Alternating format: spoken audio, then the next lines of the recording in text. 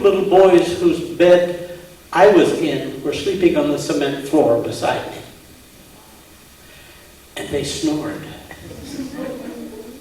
Now, that's okay, but it's awful hard to get comfortable on a sheet of plywood. And I wasn't that tired. I think about Jacob. Jacob's running away from home. Jacob was how shall we say, a bad boy? He'd stolen Esau's birthright. He'd stolen the blessing of his father.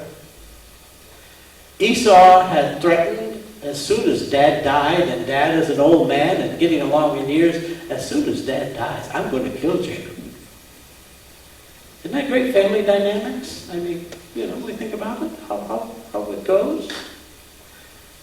And so he's running away. His mom says, send him over to my uncle and let him find a bride from our own people. So he's bride hunting. And I gather, as I read the text, that he's traveling by himself. Usually you might take an entourage with you, but he's traveling alone. It's easier, if Esau is coming after him, it's easier to run away and hide if you're 1 than if you're 10 or 12 or whatever entourage would be. But he reaches the place, and it's after the sun has set. He's tired. And you really don't travel at night. There were no street lights, or, it might have been a night when the moon wasn't out. And so he finds a nice rock for a pillow.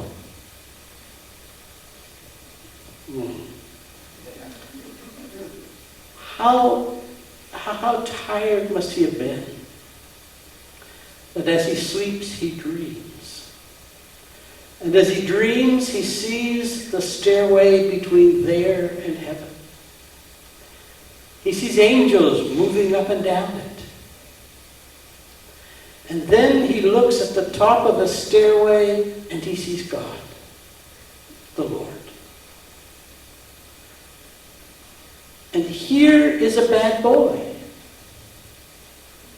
Here is a boy who has cheated his brother. Here is a boy who is running away. And what does God say? I am with you. And I've got plans for you. From you are going to come a great nation. And all of the nations of the world will call you blessed. Jacob? I mean, come on now. He's not the one. And God says, yes, don't worry, I will be with you wherever you go, and I will bring you back to this place. And Jacob wakes up. And what does he say? Surely the Lord is in this place, and I was not aware of it.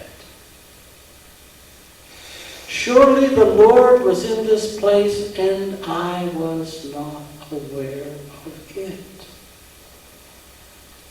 Despite all that he has done, God says, I am with you. Have you ever maybe experienced God in a place where you didn't expect God to be? The psalmist says, in the 139th Psalm, where can I go from your spirit? Where can I flee from your presence? If I go up to the heavens, you are there. If I make my bed in the depths, you are there. If I rise on the wings of the dawn, if I settle on the far side of the sea, even there your hand will guide me. Your right hand will hold me fast. I wonder if God would have been wherever Jacob was that night he put his head on the rock.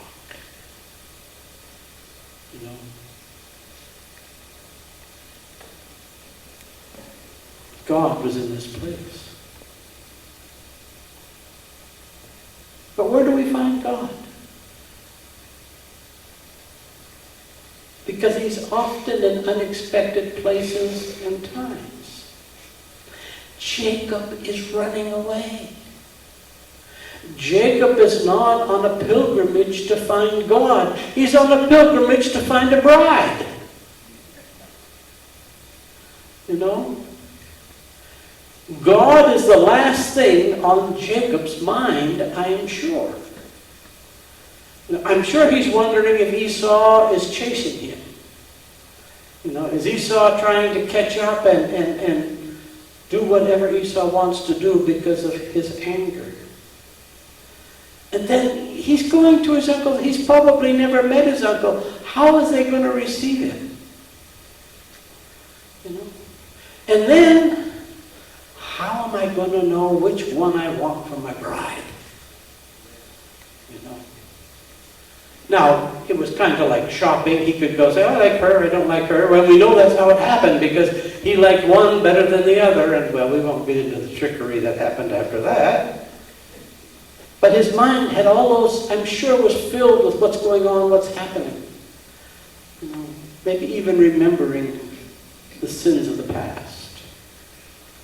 He was not expecting an encounter with God. That was the least of his thinking and his thoughts at that moment.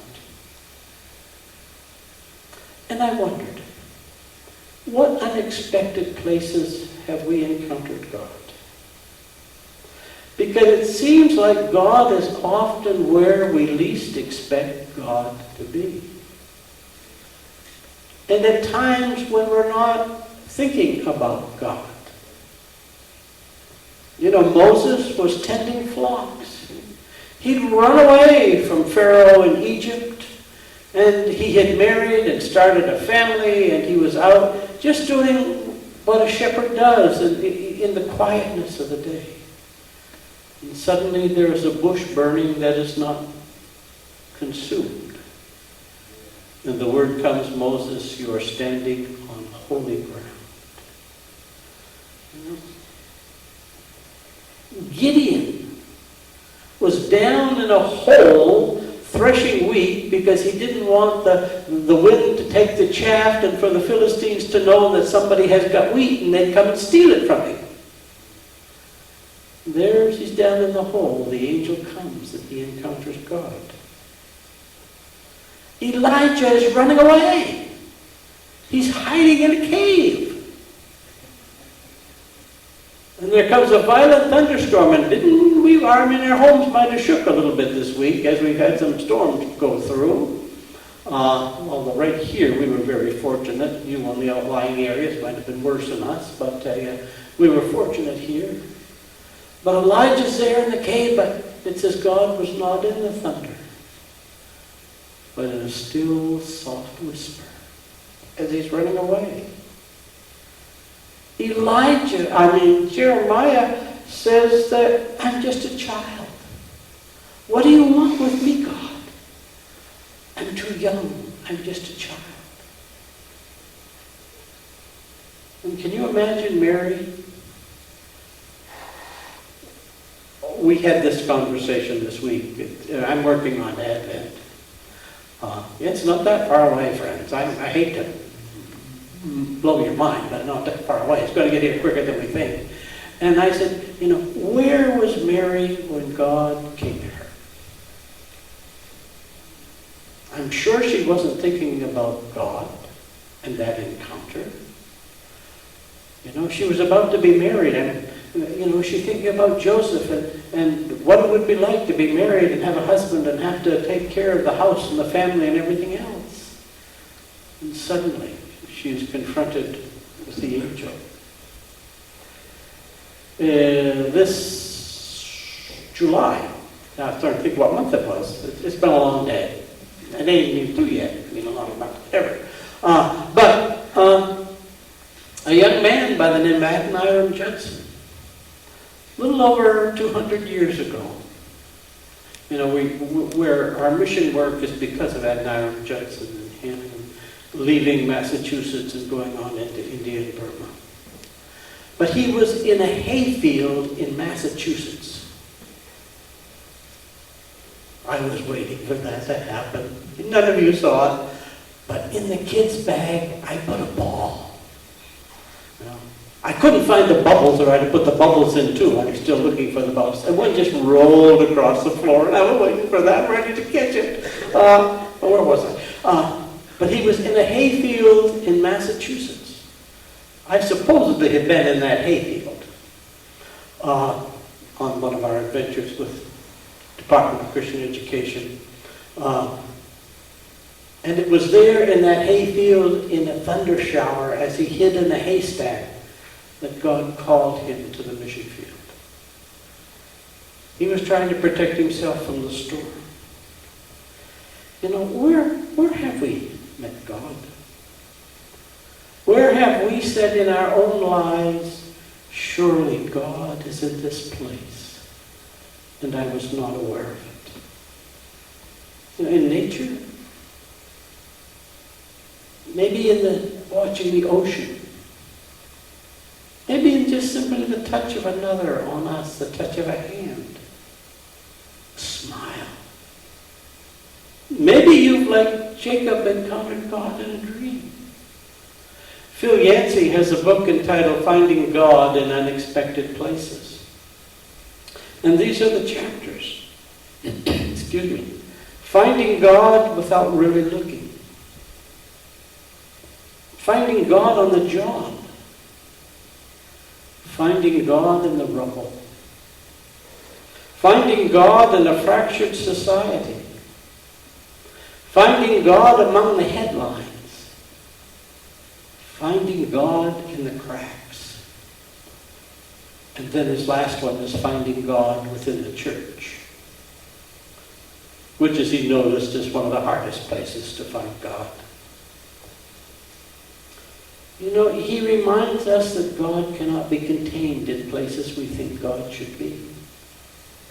You know, Jesus was criticized for the places he went and the people that he dealt with. You remember Where's Waldo? I don't know if Where's Waldo is still around or not. But, you know, if you look hard enough, Waldo is just different enough that you can find Waldo.